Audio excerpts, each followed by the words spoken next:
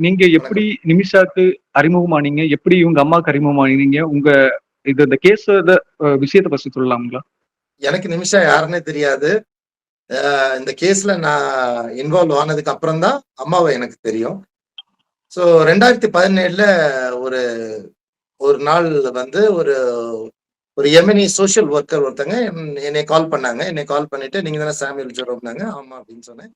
அப்ப அவங்க சொன்னாங்க, "நிமிஷாவ வந்து இப்ப இருக்கிற சிச்சுவேஷன்ல அவங்கள கொன்றுவாங்க. நீங்க தான் ஹெல்ப் பண்ணணும்" அப்படின்னு.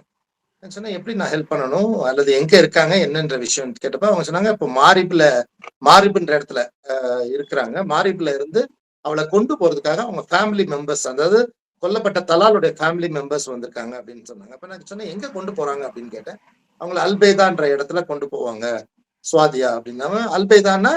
அல்பைதான்ற இடம் தான் வந்து எங்க அந்த அல்பைதால சுவாதியான்ற ஒரு ஒரு சின்ன டவுன்ல தான் இந்த சம்பவம் நடந்தது. சோ அங்க கொண்டு போறாங்க. அல்பைதா தான் அந்த கவர்னரேட். அது நம்ம ஊர்ல டிஸ்ட்ரிக்ட்ன்னு சொல்லுவாங்கல்ல, அந்த மாரி ஒரு கவர்னரேட். அந்த அந்த இடம். அப்போ இதுக்கு இடையில ஒரு சின்ன காரியத்த நீங்க புரிஞ்சுக்கணும். இப்போ 2015ல யெமன்ல வந்து சிவில் வார் வந்துச்சு. வந்து இப்போ வந்து நார்த், சவுத்ன்னு இருக்கு. 2ஆ இருக்கு. நான் புரிஞ்சுக்கிறதுக்காக சொல்றேன். நார்த்துக்கு தலைநகரம் சனா. பழைய யெமனுடைய தலைநகரமே சனா தான். சவுத்துக்கு தலைநகரம் ஏடனா இருக்குது. சோ சம்பவம் நடந்தது நார்த்ல. ஆனா அவ பிடிபட்டது சவுத்ல. சோ நிமிஷா அவங்க பிடிச்சது வந்து சவுத்ல. சோ சவுத்ல வந்து லீகல் கோர்ட்ல நடக்காது. அவங்கள பிடிச்சு ஜெயில்ல வச்சிருந்தாங்க அவ்வளவுதான். பட் அதுக்கப்புறம் லீகலா ஒண்ணும் நடக்காது. அதனால இந்த ஃபேமிலி என்ன பண்ணாங்கன்னா, அவங்க கோர்ட் எல்லாம் இது பண்ணி கோர்ட்ல இருந்து ஆர்டர்ஸ் எல்லாம் வாங்கி, சோ அல்பைதால வந்து அவங்கள வந்து அந்த லீகல் ப்ராசஸ் நடக்கிறதுக்காக கூட்டிட்டு வந்தாங்க. சோ இந்த இந்த காலகட்டத்துல தான் எனக்கு ஒரு கால் வருது. அப்புறம் நான் சொன்னேன், "நான் என்ன பண்ணணும்?" அப்படின்னு நான் கேட்டப்ப அவங்க சொன்னாங்க, "உங்க உங்க உங்க கவர்ன்மென்ட்க்கு சொல்லி அவங்கள டியூ லீகல் ப்ராசஸ்க்கு கொண்டு வர சொல்லுங்க" அப்படின்னு சொன்னாங்க. அப்ப வந்து ஜெனரல் வி.கே. சிங் வந்து எனக்கு நல்ல அ ப அறிமுகத்துல இருந்தாங்க. இன்னும் நல்ல அறிமுகத்துல தான் இருக்கிறாங்க அவங்க. ஏன்னா ஆப்பரேஷன் ரகாத்ல வந்து நான் வந்து ஒரு கீ பெர்சனா இருந்தேன். அது மட்டும் இல்லாம இன்னும் பல காரியங்கள்ல நான் வந்து கவர்ன்மென்ட்க்கு ஒரு உதவியா இருந்தனால என்னோட ஒரு தொடர்புல இருக்காங்க. அப்ப அவங்களுக்கு வந்து ஒரு மெசேஜ் போட்டேன். மெசேஜ் போடுறதுக்கு முன்னாடி நான் ஒரு சின்ன பிரேயர் பண்ணிட்டு போட்டேன். ஒருவேள ஆண்டவரே நான் இதுல இன்வால்வ் ஆகணும்னா, கண்டிப்பா ஜெனரல் வி.கே. சிங் எனக்கு வந்து ஒரு ரிப்ளை குடுக்கணும் அப்படின்னு. நான் மெசேஜ் போட்டு உடனே அவங்க எனக்கு காலே பண்ணிட்டாங்க. "சாம் என்ன வேணும்?" அப்படின்னு கேட்டாங்க. நான் சிச்சுவேஷன்லாம் எக்ஸ்பிளைன் பண்ணேன். நமக்கு ஒரு நோட் வெர்பல் வேணும். நோட் வெர்பல்னா எம்பசில இருந்து இவங்களுக்கு எழுதுற ஒரு அபிஷியல் கம்யூனிகேஷன். என்ன வேணும் அப்படின்னு கேட்டாரு. இந்த மாரி அவங்கள வந்து அங்க அல்பைதால ட்ரை பண்ணக்கூடாது. அவங்க சனாவுக்கு கொண்டு வந்து ப்ராப்பர் டியூ லீகல் ப்ராசஸ் கொண்டு வரணும் அப்படின்னு சொன்னாங்க. அப்படின்னு நான் கேட்டேன் அவங்கள்ட்ட. அவங்க சொன்னாங்க, "ஓகே சாம், நம்ம அப்ப பாத்துக்கணும் 2017, 18 காலங்கள் வந்து ஹைட் ஆஃப் சிவில் வார். அதாவது இங்க வந்து கவர்ன்மெண்ட் எல்லாம் ஒன்னும் ப்ராப்பரா கிடையாது. அப்படிப்பட்ட கவர்ன்மெண்ட் இருக்குது. ஆனா எல்லாமே ஒரு கன்ஃபியூஸ் ஸ்டேஜ்ல இருக்குது." சோ அவங்க என்ன செஞ்சாங்கன்னா, உடனே அந்த நம்ம அப்போ இந்தியன் எம்பசி ஜிபூத்திலே இந்தியன் எம்பசி கிடையாது. ஜிபூத்தின்னு சொல்லப்படுகிற இடம் வந்து பக்கத்துல இருக்க வேற ஒரு நாடு. அங்க வந்து நம்ம இங்க மூடப்பட்ட எம்பசிய அங்க வந்து கேம்ப் ஆபீஸ் சொல்லி அங்க வச்சு நடத்திட்டு இருந்தாங்க. இங்க சனால இருக்கிற ஆபீஸையும் அவங்க க்ளோஸ் பண்ணல. சனால இருக்க ஆபீஸ் இருந்துச்சு. பட் இந்தியன்ஸ் எல்லாருமே அந்த இந்தியன் ஸ்டாஃப் எல்லாம் அங்க போயிட்டாங்க. லோக்கல் ஸ்டாஃப் இங்க சனால இருக்கிறாங்க. இன்னுமே லோக்கல் ஸ்டாஃப் சனால இருந்து ஒர்க் பண்ணிட்டு தான் இருக்காங்க. சோ அந்த நோட் வெர்பல் வந்துச்சு. வந்த உடனே நாங்க அல்ஹூத்தி லீடர்ஸ்ட கொண்டு போய் கொடுத்தோம். அவங்க அன்சார் அல்லா அவங்க வெளியுறவுத்துறை அமைச்சகத்துல கொண்டு போய் கொடுத்தோம். உடனே அவங்க வந்து நிமிஷாவை வந்து சனாவுக்கு கூட்டிட்டு வர்றதுக்கு உத்தரவு பிறப்பிச்சாங்க. நிமிஷா இங்க கொண்டு வரப்பட்டார். அப்புறம் அதுல இருந்து தொடர்ந்து எல்லா காரியங்களும் நடைபெறுச்சு. அதுல இருந்து தான் நான் இன்வால்வ் ஆயிருக்கிறேன். சார் என்ன இப்போ நிமிஷாவ நீங்க சிறையில பார்க்கும்போது, இந்த விஷயத்த பத்தி அவங்க ஒவ்வொரு வாட்டி என்னென்ன விஷயத்த சொல்லிட்டு இருக்கிறாங்க அவங்க? எனக்கு வந்து ஒரே ஒரு விஷயம் தான். ஒரு இந்திய ரத்தம் ஒரு அந்நிய தேசத்துல சிந்தப்படக்கூடாது. இது மாத்திரம் தான் எனக்கு. ஷரியா லால வந்து அவங்களுக்கு வந்து மன்னிப்பு என்று ஒரு ஒரு ஒரு இது வைத்திருக்கிறார்கள். சோ அதாவது அந்த கொலை செய்யப்பட்டவர்களுடைய குடும்பமானது கொலை செய்தவரை மன்னிப்பார்கள் என்றால் கொலை செய்யப்பட்டவருக்கு விடுதலை கொடுக்கப்படும். சோ அந்த ஒரு காரியத்தை மாத்திரம் தான் நான் செஞ்சுட்டு இருக்கிறேன். சார் இப்போ நிமிஷா நீங்க இந்த சிறையில பார்க்கும்போது அவங்க என்னெல்லாம் பேசுறாங்க? எவ்வளவு நேரம் சிறையில அனுமதிக்கிறாங்க? எப்ப வேணாலும் நான் போலாம் சிறையில, ஒரு பிரச்சனையும் கிடையாது. எனக்கு எப்ப வேணாலும் போய் பார்க்கலாம். அம்மா கிட்டத்தட்ட ஒரு 6 டைம் இது வரைக்கும் போய் பார்த்திருக்கிறாங்க. ஆஹ் அம்மா வர்றதுக்கு முன்னாடி நாங்க அபிஷியலா எம்பசில இருந்து நாங்க நிறைய டைம் போய் பார்த்திருக்கிறோம். ஸோ ஜென்ரலா காரியங்கள் தான். ஐ மீன் லைக் என்ன பண்ணணும், லீகலா அவங்களுக்கு வந்து லாயர் இது பண்ணப்போ அவங்கள நாங்க லீகல் இஷ்யூஸ்க்காக போய் பார்க்க வேண்டியிருந்தது. அப்படிதான் லீகல் அவென்யூஸ் எல்லாம் பினிஷ்டு. லோயர் கோர்ட்ல இருந்துச்சு, அப்புறம் அப்பீல்ஸ் கோர்ட் போச்சு, அதுக்கப்புறம் சுப்ரீம் கோர்ட் போச்சு, அதுக்கப்புறம் பிரசிடென்ட் என்டாஸ் பண்ணிட்டாங்க, அதுக்கப்புறம் எக்ஸிகியூஷன் ஆர்டர் வந்துருச்சு. ஸோ லீகல் இப்ப எக்ஸிகியூஷன் ஆர்டர்ல இருந்து நாங்க வந்து விலக்கு வாங்கி இப்ப வெயிட் பண்ணிட்டு இருக்கிறோம். அதுதான் இப்போ வந்து அதுல ஒரு பெரிய கான்ட்ரவர்சி இருந்துச்சு. But I don't want to go into that. நம்ம கேரளா கவர்னர், அப்புறம் நம்ம கவர்மெண்ட் ஆஃப் இந்தியா, அப்புறம் இங்க எங்களுடைய ஷேக் அப்துல் மாலிக் நெஹ்யா, அப்புறம் நான் இதுல வந்து அம்மாவும் நானும் எல்லாம் நாங்க போய் எல்லாம் நம்ம யமன் கவர்மெண்ட் கேட்டனால யமன் கவர்மெண்ட் அதை வந்து இந்த இந்த எக்ஸ்டென்ஷன் கொடுத்துருக்குறாங்க. அதுதான் இப்போ கேஸோடைய நிலைமை. ஒரே ஒரு சொல்யூஷன் என்னன்னா, அந்த குடும்பத்தார்ட்ட இருந்து நமக்கு மன்னிப்பு கிடைக்கணும். அது மாத்திரம் தான் சொல்யூஷன், வேற எந்த சொல்யூஷனும் கிடையாது. சோ அதோடைய முயற்சிகளை இப்ப நான் செஞ்சுக்கிட்டு இருக்கிறேன். சரி சார், இப்போ நிமிஷாவை மீட்பதற்கு இந்திய அரசு எந்த மாதிரியான முயற்சிகள் எல்லாம் செய்திருக்காங்க இதுவரைக்கும்? இந்தியா நல்லா புரிஞ்சுக்கோங்க. ஆரம்பத்துல நான் உங்கள்ட்ட சொன்னேன், ஜெனரல் வி கே சிங் ஒரு லெட்டர் கொடுத்தாங்கன்னு சொல்லிட்டு. அப்ப அவங்க வந்து வெளியுறவுத்துறை இணை அமைச்சரா இருந்தாங்க. வெளியுறவுத்துறை இணை அமைச்சரா இருந்தாங்க. சோ அந்த லெட்டர்னாலதான் இன்னைக்கு வரைக்கும் நிமிஷா உயிரோட இருக்காங்க. அதை புரிஞ்சுக்கணும்.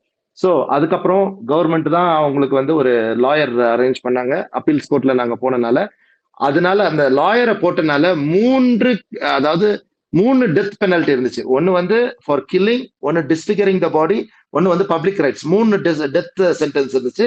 அதை 2ஆ மாத்த முடிஞ்சது.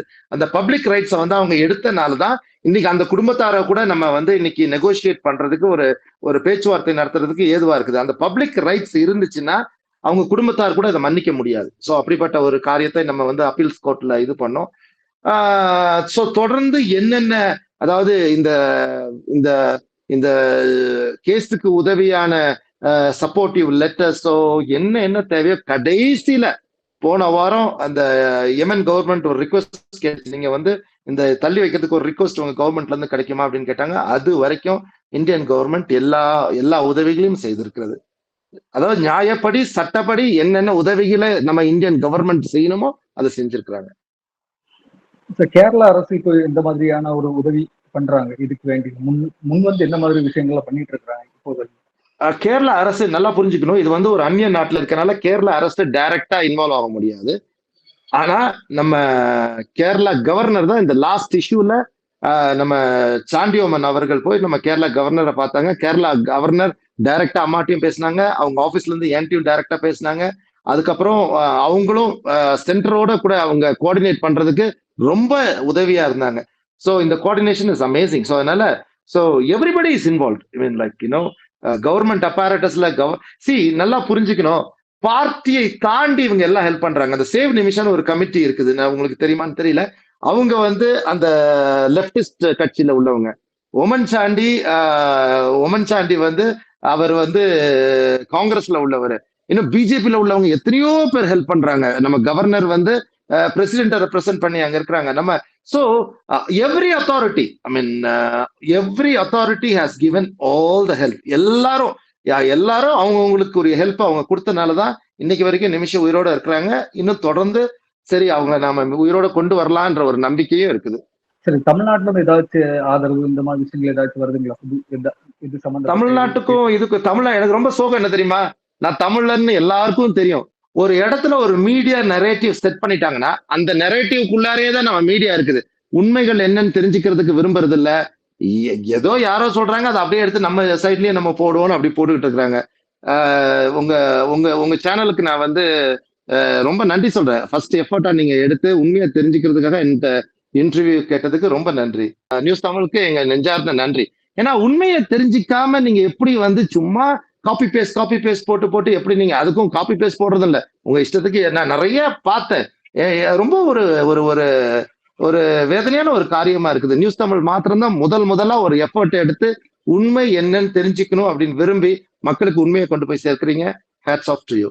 சார், இன்னொரு விஷயம், நிமிஷாவுக்கு இந்த மரண தண்டையை ரத்து செய்யறதுக்கு எவ்வளவு பிளட் மணி கொடுக்க தயாராக இருக்கிறீங்க சார்? எந்த மாதிரி பிளட் மணி, எந்த மாதிரி விஷயம் எவ்வளவு கொடுக்கணும், அந்த மாதிரி விஷயங்கள் நல்லா புரிஞ்சுக்கணும். இது நல்ல கேள்வி. ஆனா பப்ளிக்ல நிறைய விஷயங்களை நான் பேச முடியாது. நாங்க அவர்களிடத்துல கோருகிறது மன்னிப்பு, அவ்வளவுதான். மன்னிப்புக்கு சேர வேண்டிய தியா என்ன என்பதை அந்த நேரத்துல டிசைட் பண்ணி இட் வில் பி. சில டைம் வந்து பைசாவே வாங்காம கூட அவங்க மன்னிக்கலாம், ஒன்றும் பிரச்சனை கிடையாது. we don't know what will happen. அதை பத்தி இங்க பேசுறதுக்கான நேரமும் இல்லை. நாங்கள் கோருகிறது மன்னிப்பு, அவர்களிடத்துல மன்னிப்பு தான் கோரணும். ரெண்டாவது இன்னொரு முக்கியமான விஷயம், அதாவது இந்தியன் கவர்மெண்ட், அதாவது இந்தியால இருக்கிற மீடியா எல்லாம் நிமிஷா ஒரு பெரிய ஏஞ்சல் போலவும் தலால வில்லனை போலவும் சித்தரிக்கிறதா இருக்கிறது. அது உண்மை இல்லை, உண்மைக்கு புறம்பான ஒரு விஷயம். மக்கள் அதை தெளிவாய் புரிஞ்சுக்கணும். It is a premeditated murder, நல்லா புரிஞ்சுக்கணும். ஸோ அதனால சிந்தப்பட்ட ரத்தத்துக்கு நம்ம மதிப்பு கொடுக்கல, அந்த குடும்பத்தாருடைய நியாயங்களை நம்ம பேச விரும்பலைன்னா மன்னிப்பு கண்டிப்பா கிடைக்காது. நான் எல்லாருக்கிட்டையும் இப்ப ஜெனரலா நான் சொல்லிட்டு இருக்க எல்லாத்தையுமே சொல்றேன். If you don't stay in Abdul Fattah or that family shoes, you can not seek forgiveness from them. என்ன சொல்ல விரும்புறேன்னா, அவர்களுடைய நிலையில நம்ம போய் இல்லாவிட்டால் அவர்களிடத்துல இருந்து நம்ம வந்து மன்னிப்பு கோர முடியாது. ஸோ அதனால இப்போ மன்னிப்புனா எப்படி நம்ம கோர்றோம், அது மக்கள் புரிஞ்சுக்கணும். இப்போ பிளட் மணி நெகோசியேஷன் அவங்க என்ன, நம்ம இந்தியாவில் எல்லாரும் என்ன நினைச்சிட்டு இருக்காங்கன்னா, போய் உட்காந்துட்டு சரிப்பா எவ்வளவு காசு வேணும் கேளுங்க, நாங்க கொடுத்துட்டு போறோம். No, it doesn't. அப்படியா இருந்தா துப்பாக்கி எடுத்து நீங்க முதல்ல சுற்றுவாரு. நினைச்சு பாருங்களேன், நீங்க அவங்களுடைய நிலைமை நினைச்சு பாருங்க. அவங்களுடைய இளம் வயது பையன் கொல்லப்பட்டிருக்கிறார், துண்டு துண்டாக வெட்டப்பட்டிருக்காரு. அவர்கிட்ட போயிட்டு எவ்வளவு காசு கொடுக்கறதுன்னு கேட்க முடியுமா? அது உங்க வீட்டுல நினைச்சா நீங்க போய் கேட்பீங்களா? சரி, நம்ம இந்தியால இந்த மாதிரி ஒரு சட்டம் இருக்குது, மன்னிப்பு கொடுக்குற ஒரு சட்டம் இருக்குது, வச்சுக்கலாம். அப்போ ஒருத்தர் உங்க வீட்டுல வந்து ஒரு கொலையை பண்ணிட்டாரு, எதையோ பண்ணிட்டாரு, நீங்க மீடியால வந்து கொலை செஞ்சவரை வந்து தூக்கி வச்சு பேசிக்கிட்டு இருக்கிறீங்க. அதுக்கப்புறம் அவர்கிட்ட போய் உனக்கு எவ்வளவு காசு வேணும்னு கேட்பீங்களா? ஏதாவது லாஜிக் இருக்காது? அப்படி இல்லைங்க. அங்க போய் என்ன செய்யணும்னா, எங்க தரப்புல வந்து நடக்கக்கூடாது நடந்துச்சு. அதாவது இது மனித நேயத்துக்கு மாறான ஒரு விஷயம். ஆனா தயவாய் மன்னிங்க, இப்படிதான் நம்ம கேட்கணும். இதுதான் அவங்கள்ட்ட கேட்கணும், வேற எதுவுமே பேச முடியாது. காசு விஷயங்கள், இந்த தியா விஷயங்கள் வந்து ஷேக் சைட்ல பேசுவாங்க. அது அவங்களுக்கு குடும்பம் டைரக்டா இன்வால்வே ஆகாது அதுல. புரியுதா உங்களுக்கு?